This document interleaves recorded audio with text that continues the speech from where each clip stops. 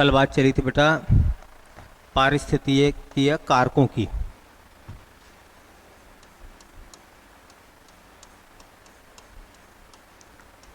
पारिस्थितिकीय कारक मोटे तौर पर हमने इसके 4 भाग बनाए थे। एक को नाम दिया था जलवायवीय कारक, एक स्थलाकृति के कारक, एक मृदा के कारक और एक जैवीय कारक। उन कारकों में हम बात कर रहे थे सबसे पहले वाले की, और उसका नाम हमने लिखा था प्रकाश, कि पारिस्थितिकी पर प्रकाश का क्या इफेक्ट होगा। और इस प्रकाश के संबंध में हमने 2-3 बातें कर भी ली थी, जैसे कि पारिस्थितिकीय कारकों का मतलब है कि प्रकाश का जो इकोसिस्टम है उस पर क्या इफेक्ट पड़ता है। तो उसके संबंध में हमने एक पढ़ा था कि प्रकाश का यूज जो होता है वो प्रकाश संश्लेषण में होता है। प्रकाश संश्लेषण में पिछली वाली क्लास में हमने इसके बारे में चर्चा कर ली, प्रकाश संश्लेषण की। दूसरा हमने देखा था कि प्रकाश का उपयोग जो होता है वो होता है बाष्पोत्सर्जन में। बाष्पोत्सर्जन में तो ये भी इफेक्ट हमने जो है कल देख लिया था कि बाष्पोत्सर्जन की जो दर है वो प्रकाश की आवृत्ति या प्रकाश की जो तीव्रता है उस पर डिपेंड करती है। जितनी प्रकाश की तीव्रता ज़्यादा होगी उतना ही बाष्पोत्सर्जन जो है पौधे ज़्यादा करेंगे। ठीक है। तीसरी बात जो हम कल बात कर रहे थे प्रकाश के संबंध में, हाँ, वो होता है बीजांकुरण में। बीजांकुरण का मतलब होता है बीजों का अंकुरित होना। ठीक है, बीजों का अंकुरित होना बीजांकुरण में। तो प्रकाश का उपयोग चल लिया था, तो तीसरा नंबर है आज हमारा बीजांकुरण में।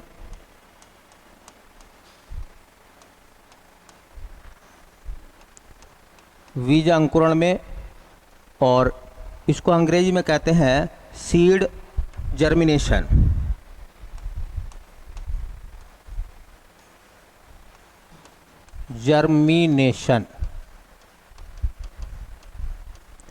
सीड जर्मिनेशन में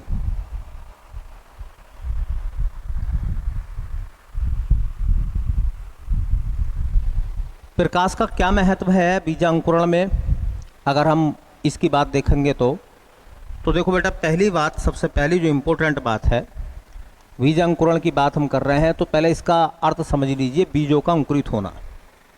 ठीक है, बीजों का अंकुरित होना मतलब बीज फूटेंगे तो उनसे नए पौधों का निर्माण होगा, वो बीजांकुरण कहलाता है। अब एग्जामिनर जो है कई तरीके के सवाल बनाता है। ये जो बीजांकुरण है उसकी शर्तें क्या हैं? बीजांकुरण की शर्तें क्या हैं?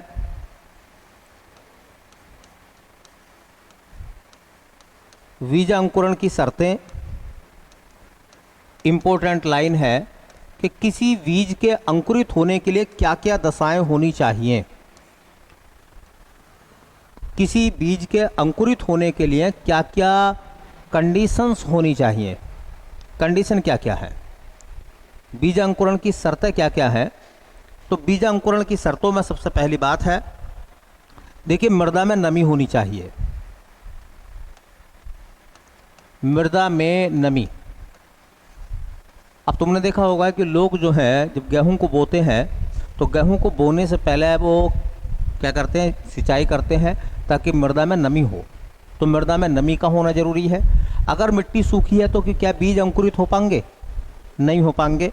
दूसरी शर्त यह है कि देखिए, हाँ, एयर होनी चाहिए, वायु का होना जरूरी है, क्योंकि प्रत्येक जो बीज है वो भी श्वसन करता है ऑक्सीजन की उपस्थिति में। तो क्या होना चाहिए?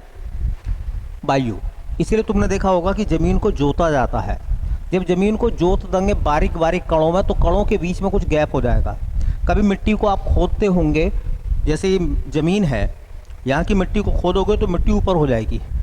इन दोनों भागों के मुकाबले जितना हिस्सा खोदोगे वो ऊंचा हो जाएगा। ऊंचा क्यों हो गया भाई?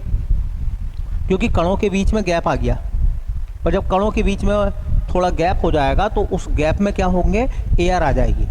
तो बीजों के अंकुरण के लिए एयर का होना जरूरी भी है, इसलिए किसान बीज को बोने से पहले ज़मीन को अच्छे से जोतते हैं। जोतने से ज़मीन के मृदा के कणों के बीच में हवा आ जाती है, वही हवा अंकुरण के लिए अनिवार्य है। तीसरा कह रहे हैं बीजों के अंकुरण की तीसरी शर्त है, हाँ देखिए, एक पर्याप्त तापमान होना चाहिए।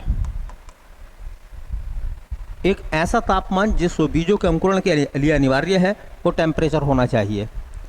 क्या बिल्कुल शीत में, मतलब शीत का मतलब है कि ठंड ज़्यादा हो तो क्या बीज अंकुरित हो पाएंगे, ज़्यादा गर्मी हो तो बीज अंकुरित हो पाएंगे। हर बीज के तापमान की अपनी एक दशा है, तो एक बेहतर टेम्परेचर का होना जरूरी है।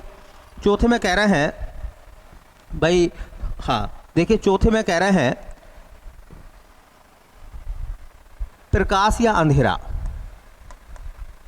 प्रकाश या अंधेरा, ये मैंने दोनों विलोम शब्द लिखवा दिए। कुछ बीज ऐसे हैं जो प्रकाश की उपस्थिति में अंकुरित होते हैं, उनके लिए प्रकाश का होना जरूरी है। और कुछ बीज ऐसे होते हैं जो अंधेरे में क्या होते हैं, अंकुरित होते हैं। तो प्रकाश के का कुछ बीजों के लिए प्रकाश का होना जरूरी है और कुछ के लिए अंधेरे का होना जरूरी है। ठीक है। एक आपने सुना होगा कि बीजों के अंकुरण के लिए उस बीज के अंदर एक हार्मोन होना चाहिए जिसका नाम है जिब्रेलिन हार्मोन। पांचवी शर्त क्या है कि बीज में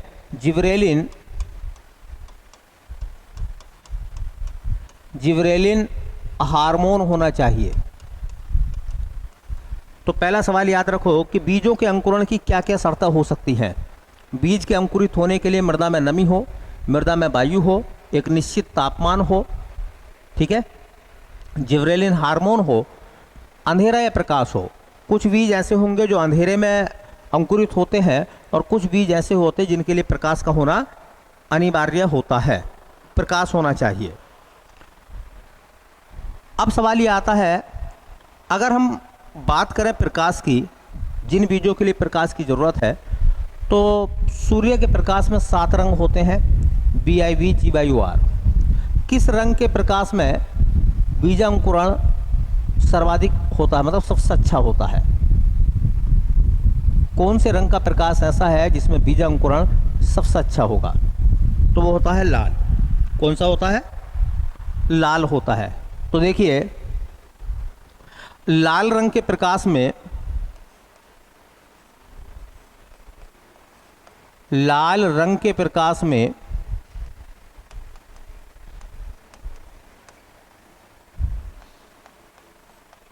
लाल रंग के प्रकाश में बीजांकुरण शीघ्र होता है, तेजी से।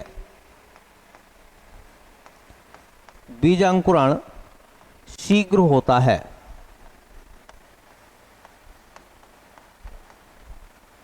लाल रंग के प्रकाश में बीजांकुरण शीघ्र होता है। प्रकाश की उपस्थिति में ही पौधों पर फूल, फल और बीजों का निर्माण होता है। प्रकाश की उपस्थिति में ही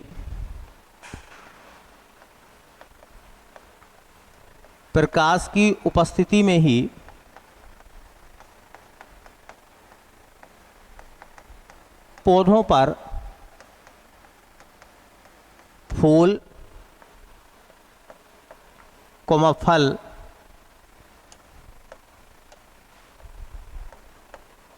व बीजों का निर्माण होता है। अब ये लाइन देखो कितनी इंपॉर्टेंट है, बहुत इंपॉर्टेंट लाइन है। वैसे आपको हल्की लग रही होगी ये लाइन। एक बात बताओ, जब प्रकाश संश्लेषण होता है, पौधे अपना भोजन बनाते हैं कार्बोहाइड्रेट के रूप में। वही कार्बोहाइड्रेट या प्रोटीन, नाइट्रोजन से प्रोटीन का निर्माण करते हैं। वही प्रोटीन पौधे के अंदर फूल का, फल का और बीज का काम करती है। तो प्रकाश नहीं होगा तो प्रकाश संश्लेषण की क्रिया नहीं होगी, क्रिया नहीं होगी तो पौधे की वृद्धि नहीं होगी, वृद्धि नहीं होगी तो फूल, फल और बीज का निर्माण नहीं होगा। एक और इम्पोर्टेंट बात है पेपर के लिए, ये लाइन जरूर मोस्ट लिख लें, ये इंपॉर्टेंट है। किस रंग के प्रकाश में बीजांकुरण शीघ्र होता है? लाल रंग के प्रकाश में। और एक लाइन ये भी इम्पोर्टेंट आपके लिए नोट करनी पड़ेगी आपको, बहुत इम्पोर्टेंट लाइन है। आपको पता है कि जो पौधे होते हैं ना वो बीटा कैरोटीन बनाते हैं, और वही बीटा कैरोटीन जो है निर्माण करता किसका? विटामिन ए का। पौधों में विटामिन ए पाया जाता, बोलो तो विटामिन ए किससे बनता है पौधों में? बीटा कैरोटीन से। तो पौधों द्वारा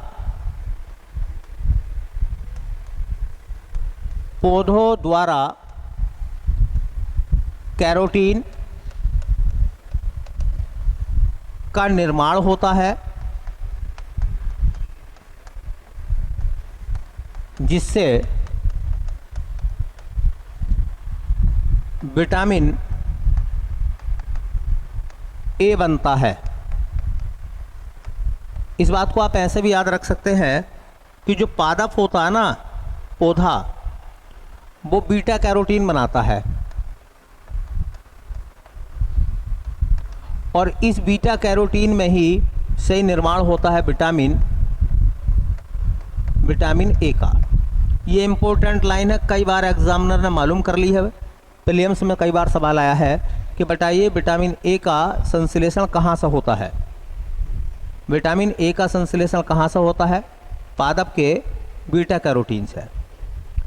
पादप के बीटा कैरोटीन से किसका निर्माण होता है? पादप के बीटा कैरोटीन से किसका निर्माण होता है? विटामिन ए का। तो देखो, बीजांकुरण के लिए 3 बातें आप देख लीजिए, बहुत इंपॉर्टेंट है। पहली बात यह है कि बीजांकुरण के लिए क्या क्या शर्तों का होना जरूरी है। तो मृदा में नमी होनी चाहिए बीजों के अंकुरित होने के लिए, है ना। मृदा में वायु होनी चाहिए, एक उचित तापमान होना चाहिए। कुछ पौधे प्रकाश की उपस्थिति में अंकुरण करते हैं, कुछ अनुपस्थिति में अंकुरण करते हैं। पौधों के अंदर, बीजों के अंदर जिब्रेलिन हार्मोन होना चाहिए। जिब्रेलिन है, ये नील नहीं है, जिब्रेलिन हार्मोन होना चाहिए। जिब्रेलिन हार्मोन होना चाहिए। और ये भी याद रखें कि विटामिन ए का संश्लेषण कौन करते हैं? पौधे करते हैं। किससे करते हैं? बीटा कैरोटीन से करते हैं। और ये भी याद रखें कि किस रंग के प्रकाश में बीजांकुरण शीघ्र होता है। शीघ्र मतलब तेजी से। तो लाल, बैंगनी, हरा, पीला, नीला ऐसे ऑप्शन आएंगे। तो किस रंग के प्रकाश में होगा? लाल रंग के प्रकाश में।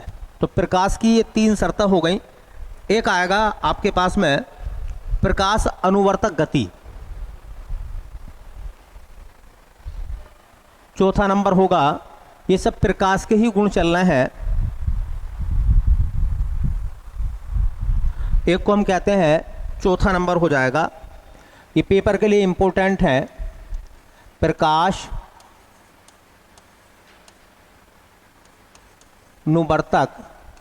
अनुवर्तक या प्रकाश अनुवर्तन गति।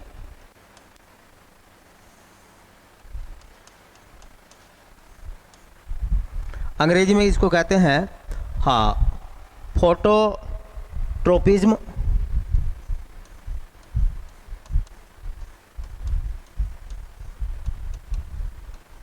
मूवमेंट। Phototropism movement.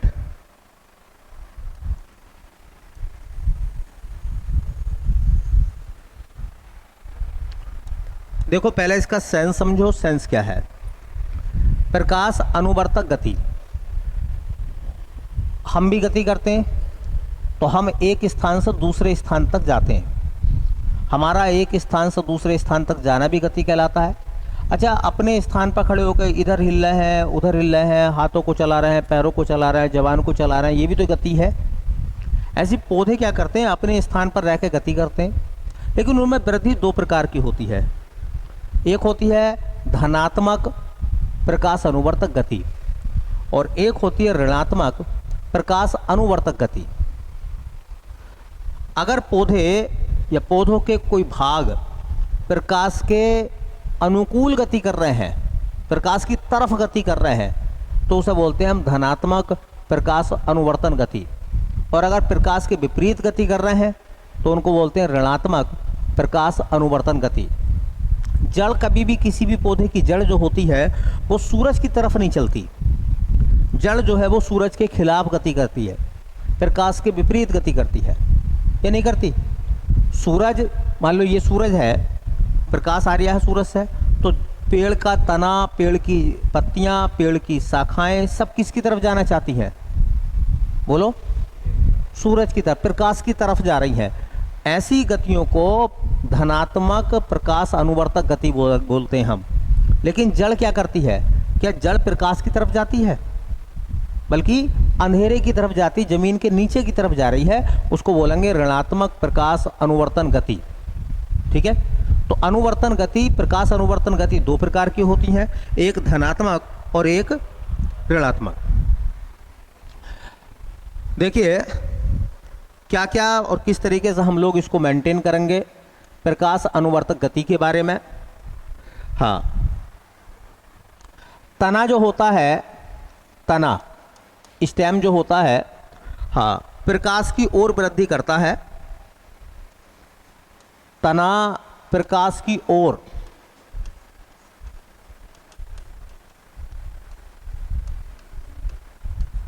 वृद्धि करता है, इसलिए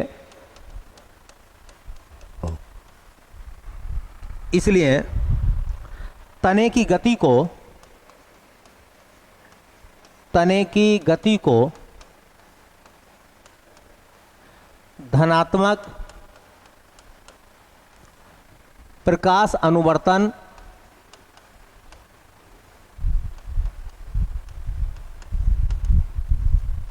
गति कहते हैं।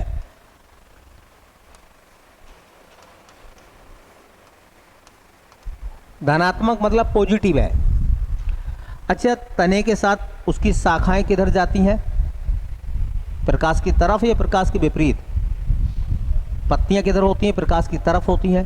तो तना, शाखाएं, पत्तियां, फल, फूल जितने भी हैं सब, ये इन सब की जो गति है वो धनात्मक प्रकाश अनुवर्तन गति कहलाती है। समझ लेना, जब पेपर में ये नाम आ जाते हैं ना तो बहुत दिक्कत पैदा करेंगे। धनात्मक प्रकाश अनुवर्तन गति तने की होती है, पत्तियों की होती है, शाखाओं की होती है, फूल की होती है, फल की होती है, ये सब प्रकाश की तरफ होते हैं। अंधेरे में सिर्फ क्या रहती है? बोलो, जड़। तो जड़ जो है, जिसे हम रूट कहते हैं अंग्रेजी में, जड़ प्रकाश के विपरीत, अर्थात अंधेरे की ओर, जड़ प्रकाश के विपरीत अर्थात अंधेरे की ओर गति करती है।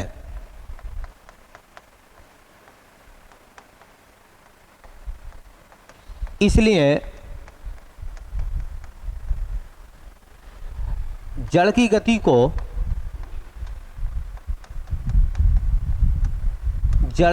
को ऋणात्मक प्रकाश अनुवर्तन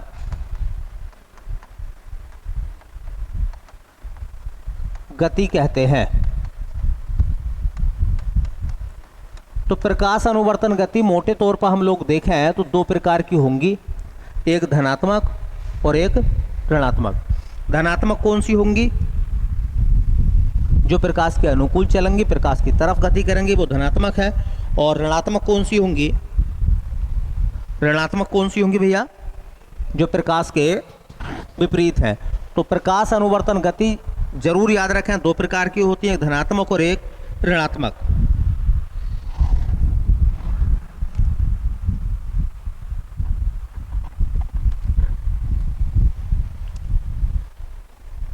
एक धनात्मक और दूसरे को बोलेंगे ऋणात्मक।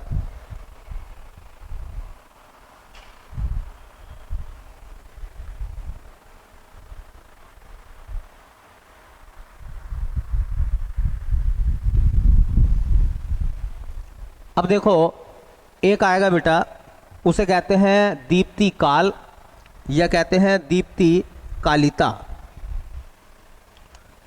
दीप्ति काल या उसे बोलते हैं दीप्ति कालिता।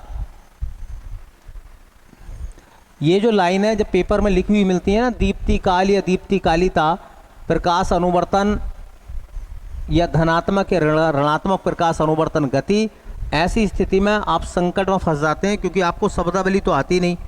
ऐसे में ये टर्म सीखना आपके लिए बहुत ज़रूरी है। तो एक होता है, उसे कहते हैं दीप्ति कालिता। दीप्ति कालिता अंग्रेजी में कहते हैं फोटो पीरियड।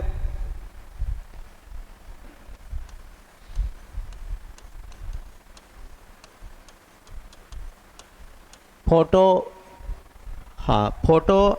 पीरियोडिज्म।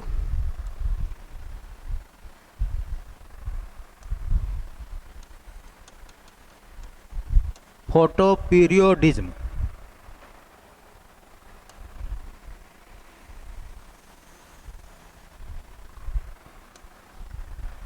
अब ये मामला क्या है देखिए, बिल्कुल सिंपल तरीके से सोचो। एक पौधे पर फूल आते हैं, फल आते हैं, बीज बनते हैं, पत्तियां आती हैं, शाखाएं फूटती हैं।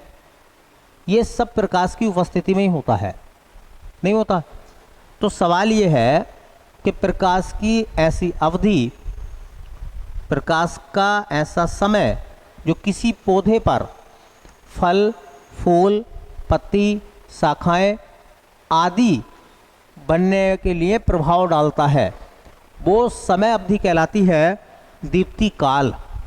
दीप्ति कहते हैं चमक या प्रकाश को, प्रकाश का काल। और ये जो प्रोसेस है, ये जो क्रिया है, उसे बोलते हैं दीप्ति कालिता। अब एक बात बताओ, एक पौधा है, उस पौधे पर आपने एक दिन में 5 मिनट के लिए प्रकाश गिराया, बस केवल 5 मिनट के लिए उसे धूप दिखाई। एक पौधा ऐसा है जो सुबह से शाम तक धूप में रहता है, वो बाहर ही खड़ा है। तो बताइए प्रकाश का जो दीप्ति काल है वो किस पौधे के लिए ज़्यादा है? जो पूरे दिन बाहर रहता है उसके लिए दीप्ति काल का मान ज़्यादा होगा या नहीं होगा? तो फलों के, फूलों के, बीजों के, पत्तियों के, शाखाओं के बनने की जो दर है, बोलो, या उसके प्रोडक्शन की जो दर है, वो किस पौधे में ज़्यादा होगी? जो 5 मिनट के लिए बाहर रखा उसमें, ये जो हमेशा बाहर है, हमेशा बाहर है, बस यही दीप्ति काल है। ठीक है, इसका मतलब दीप्ति काल का पौधे के प्रजनन पर, पौधे के फूल बनने पर, पौधे के फल बनने पर, पौधे पर पत्तियां आने के लिए, पौधे की शाखाएं फूटने के लिए अनिवार्य होता है, प्रभाव पड़ता है उसका। ठीक है, तो लिखेंगे प्रकाश की अवधि का, प्रकाश की अवधि का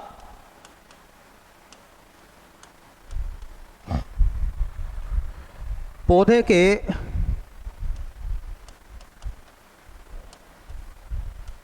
के फलने,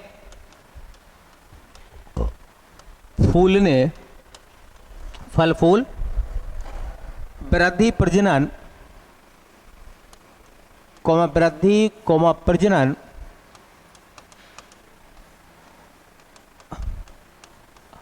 आदि पर प्रभाव पड़ता है, आदि पर प्रभाव पड़ता है।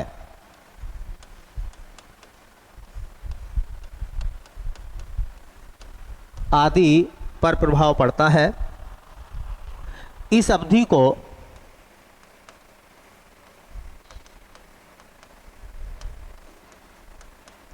दीप्ति काल,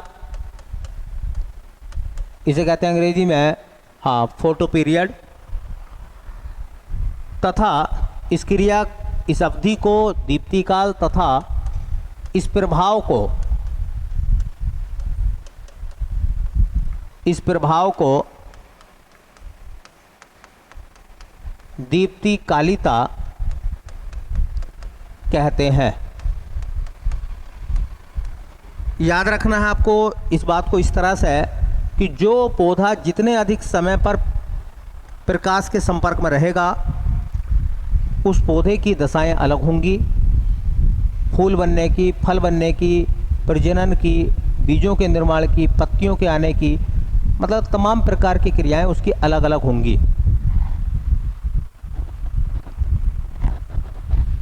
हर पौधे की अपनी अलग वैरायटी है, कुछ छांव में रहना पसंद करते हैं, कुछ धूप में रहना पसंद करते हैं, ठीक है। तो हर पौधे का दीप्ति काल अपना अलग अलग होता है।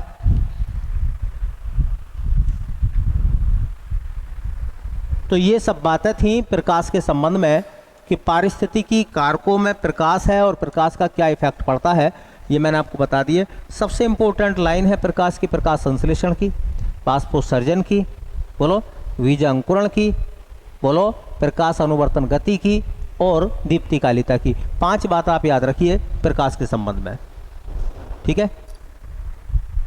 देखो प्रकाश में दृश्य प्रकाश होता है और टेम्परेचर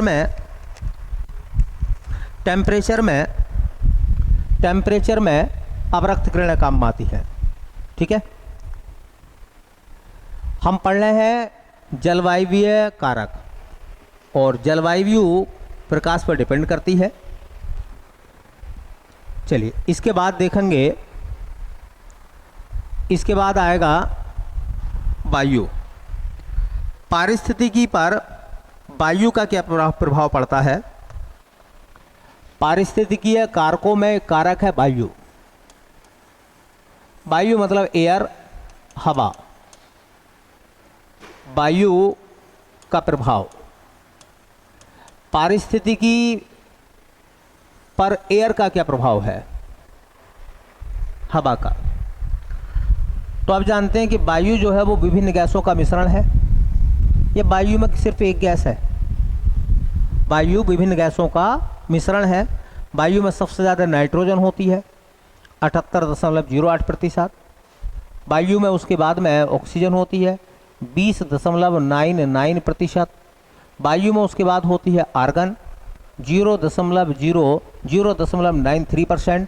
फिर होती है कार्बन डाइऑक्साइड 0.03%। उसके बाद में नियोन भी होती है, उसके बाद में क्रिप्टोन भी होती है, जीनोन भी होती है, हाइड्रोजन भी होती है, और बाकी अन्य गैसें भी होती हैं। और कुछ गैसें ऐसी भी एयर में पहुंचती हैं जो वायुमंडल का हिस्सा नहीं है, लेकिन उद्योगों से, कारखानों से, ईंट भट्टों से आदि से निकल के एयर में पहुंचती हैं, ठीक है। तो वायु जो है वो विभिन्न गैसों का मिश्रण है, ये सब आप जानते हैं। तो एक पादप एयर का कैसे इस्तेमाल करता है। वायु विभिन्न गैसों का मिश्रण है, ये हम सब जानते हैं। वायु विभिन्न गैसों का मिश्रण है।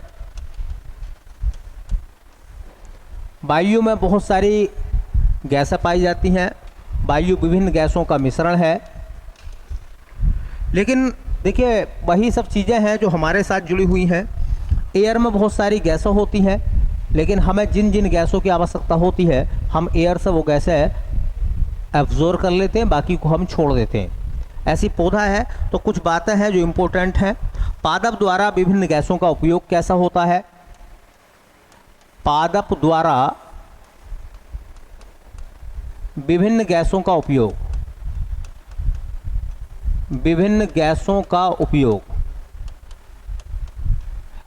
एयर के अंदर मौजूद जो गैसें हैं उनका उपयोग पौधा कैसे करता है। जैसे CO2 का उपयोग किस काम के लिए करता पौधा, कल बात आई थी कि पौधा कार्बन डाइऑक्साइड का उपयोग किस रूप में करता है, तो फोटोसिंथेसिस में करता है, प्रकाश संश्लेषण में। प्रकाश संश्लेषण में पौधा प्रकाश संश्लेषण में CO2 का उपयोग करता है, ये इम्पोर्टेंट लाइन है।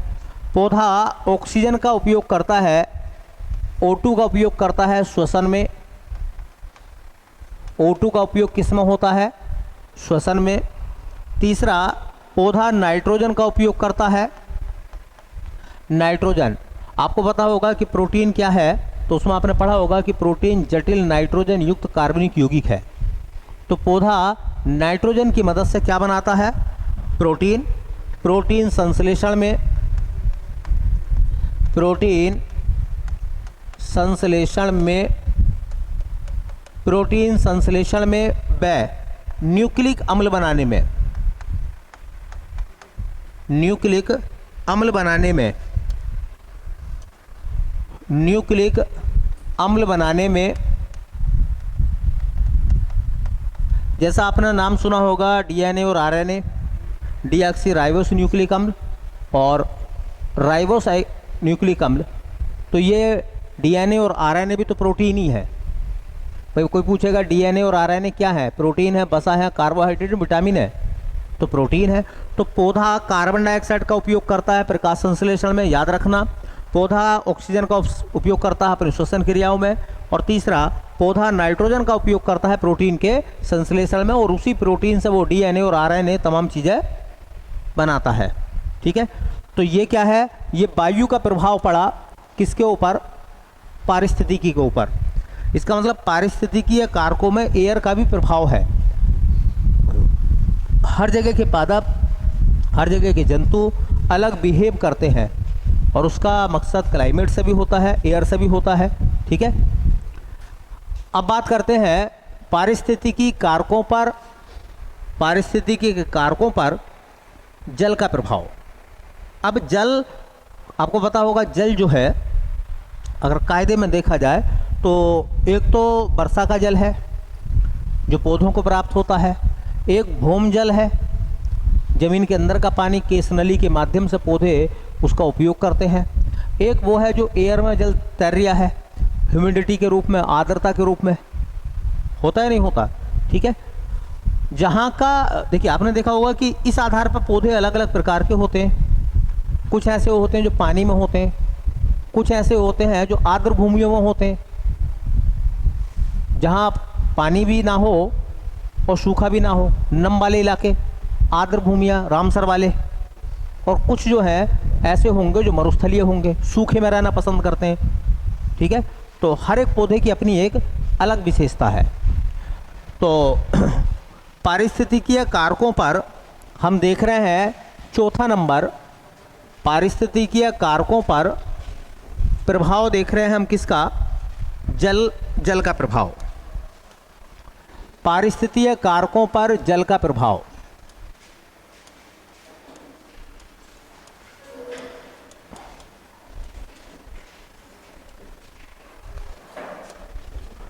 जल के प्रभाव के लिए तीन बातें याद रखो कि पादप तीन तरीके के होते हैं कायदे में देखा जाए। एक को कहते हैं,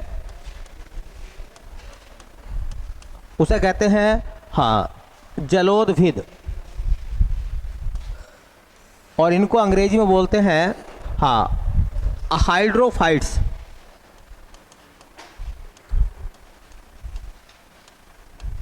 हाइड्रोफाइट्स नाम से पता चल गया होगा। जलोदभिद कहाँ पाए जाएंगे? ये जल में पाए जाते हैं, ये जल में पाए जाते हैं।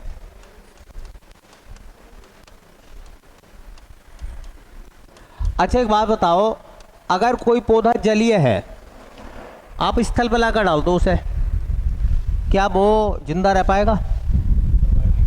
बोलो। आपने सिंघाड़ा देखा होगा, सिंघाड़े की बेल जो है वो पानी में चलती है।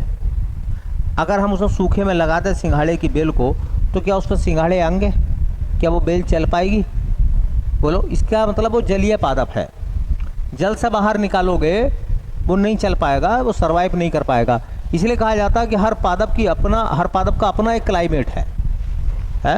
मैंने कई बार कहा कि कश्मीर में सेब होता है, आप सेब का बीज लगा लें, अपने यहाँ पौधा लगा लें, क्या सेब आ पाएगा उसमें? नहीं आएगा ना। ऐसी देखो, एक होते हैं उन्हें कहते हैं समोदभिद, दूसरे होते हैं समोदभिद,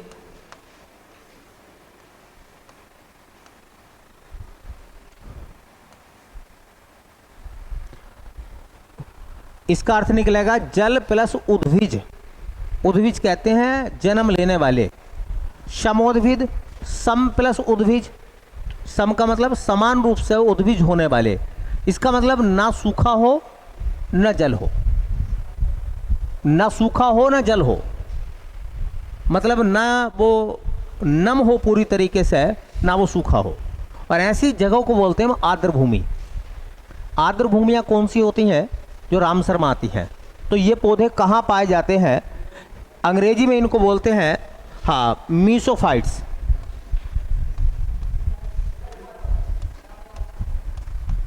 क्या कहते हैं इनको? मीसोफाइट्स। मीसोफाइट्स कौन से होते हैं भैया? तो ये न शुष्क, ये न शुष्क व न नम क्षेत्रों में उगते हैं। क्षेत्रों में उगते हैं। एक और लिख लें, इंपॉर्टेंट है, उसको कहते हैं हाँ मरुद्भिद। मरुद्भिद। मरु रेगिस्तान को कहते हैं, उन्हें कहते हैं जीरोफाइट।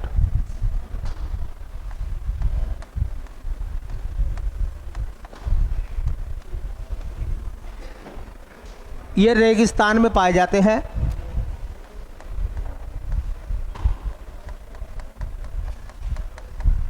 ये रेगिस्तान में पाए जाते हैं। तो जल के आधार पर देखा जाए तो वनस्पति 3 प्रकार की है। एक वो जो जल में रहना पसंद करते हैं, एक वो जो जल में नहीं रहना पसंद करते, सूखे में रहना पसंद करते हैं। नागफनी कहाँ रहना पसंद करती है? सूखे में। कैक्टस कहाँ पाया जाता है? सूखे में। इसलिए वो रेगिस्तानी है, वो जीरोफाइट्स हैं। अच्छा, उसके बाद में कुछ ऐसे तो दोनों जगह रह सकते हैं, लेकिन पूरी तरीके से ना वो सूखा हो और ना पूरी तरीके से वो हाँ नम हो, मिला जुला हिस्सा होगा। ठीक है, तो ये प्रभाव हो गए किस चीज़ के? जल के प्रभाव। तापमान का प्रभाव देखेंगे, है ना, मृदा का प्रभाव देखेंगे, इसी तरीके से चलेंगे। सब लाइन आपके लिए इंपॉर्टेंट है, याद रखते हुए चलें कौन से पौधे कहाँ पाए जाते हैं। ठीक है, चलिए भाई।